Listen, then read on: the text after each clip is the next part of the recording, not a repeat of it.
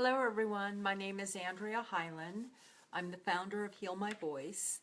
And over this holiday season, I am reposting 44 radio shows that were hosted in 2010 over the holidays to talk about the power of transforming grief.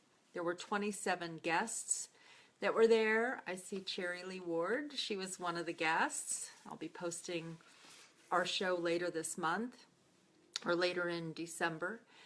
And so I'm coming on Facebook Live every day for 44 days to talk about a summary of the show of the day and then posting the link to the radio show. So please feel free to pass these messages along, to connect with people who are transforming loss and grief and change right now. Certainly we're all feeling it in the United States with the changes that are happening here. So, and not to say it's just the United States, it is all over the world that we are being touched by challenges, and it's time for us to join together and find ways to heal and move into the next phase of life on planet Earth where there is more joy and happiness. So today, the topic of the radio show that I am posting is about reading stories about grief, loss, and change. So first I want to say, why do we want to read stories about grief, loss, and change? Well, for one thing, there's a way in the reading that you can find a connection with the author, find a connection with someone else's story where it resonates with you. I know that after the death of my son at the 1-year anniversary, I read quite a few books by authors who had written about their own loss. In case you wonder what that is, that's incense burning. I've got little streams coming across the screen here. So I read things about people who had lost a child, and it connected me to the feelings and emotions even more. It helped me to cry. And the other thing that it does when we read other people's stories is we become a witness. We become the witness of a journey of someone's story. So on the show that I'm posting, there are different books that I've recommended, books that were meaningful to me. And I'll just show you a couple of books right now. So I guess you're going to see the lettering backwards, but this is The Barn Dance by James Twyman. And James wrote this story. It's a true story about the death of his wife, who was murdered in 2005, and then dreams that he began to have about connecting with her in the dream world. So it was published as a novel, but James said this was his true experience. So it's a really powerful story. You can find that on Amazon. And then there was a point where I read this book that was edited by Joanna Brandt. It says, "Loss is inevitable, grief is natural, healing is gradual."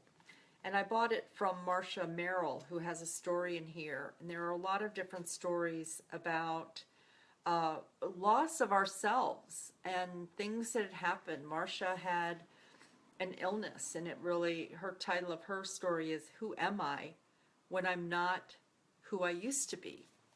And that is part of the grief that we're all feeling.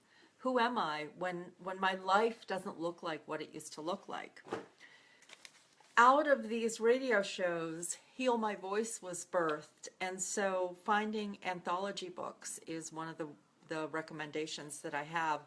I'll just show you a couple of the Heal My Voice books that can be found on Amazon. Tender Voices, true stories by women on a journey of love.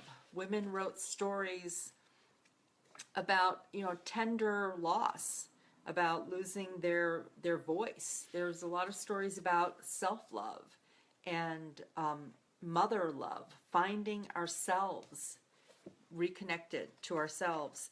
I wrote the story of my divorce and the loss of the life that I thought I was going to live. And that healing self-love, because at the bottom line, that's where it all comes back to. One of the books also is Sensual Voices, True Stories by Women Exploring Connection and Desire. All of these stories were connected to the body in some way, from childbirth to menopause to menstruation to sexual desire. All the women wrote vulnerable stories of their journey. And then the last Heal My Voice book I'll share with you is Inspired Voices, True Stories by Visionary Women. And again, these are stories where women took you on a journey where there was a feeling of loss, or they were in change, or they weren't sure of who they were. And they show you the path that they took to find that. I mean, you could call it from a challenge to a triumph, to transforming grief.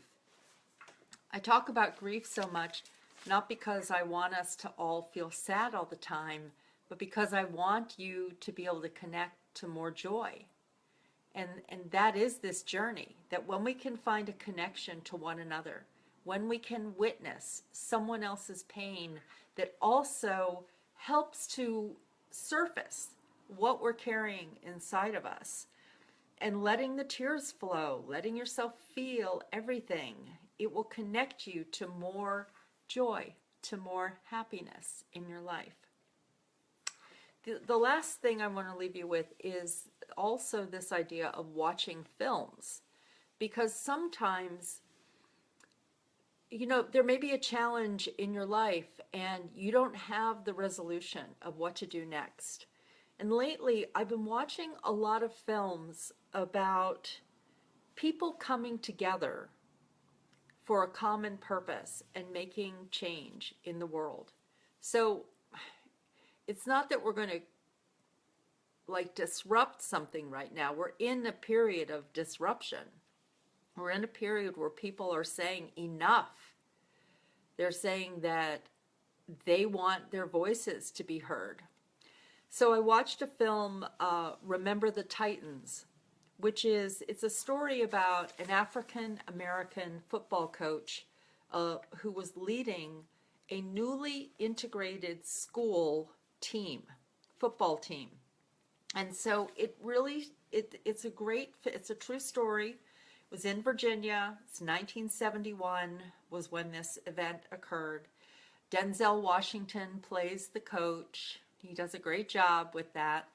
And what it demonstrates is when you try to bring two opposing forces together, or where people have prejudice, racism, sexism, and you begin to see it surface. And there are really some great ways that people came together. And you can see how when there's someone who's willing, let's just talk about our Congress, when there is a Republican who's willing to reach her hand across the aisle to a Democrat, or a Democrat who's willing to reach his hand across the aisle to a Republican, that what that looks like when people begin to reach out to one another and to say, okay, we have opposing views, but where can we come together?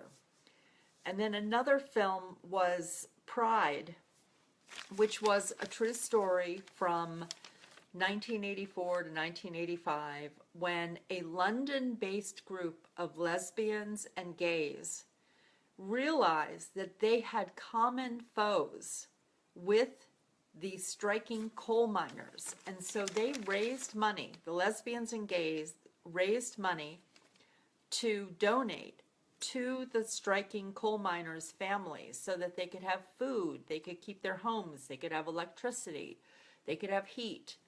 And they reached across the aisle with that. And I love the message, and this is what I want to leave you with today, is that in reading stories, in watching films, you begin to connect with new ideas. You begin to heal the grief and the feelings that you have. But in Pride, the words that were used were, one community should give solidarity to another. And so look at how in our country, in the world, people are reaching out to each other. That one group is reaching out to another and having that solidarity. That's how we begin to heal. And we heal our personal individual stories, and we heal our communities, and we heal the world together. All right, I will be posting the link to the radio show where I talked about reading books about grief. I had some other ideas in there and different books, and my journey of healing by reading stories by other people. Thanks for listening. See you tomorrow for day 9 of 44 days. Bye.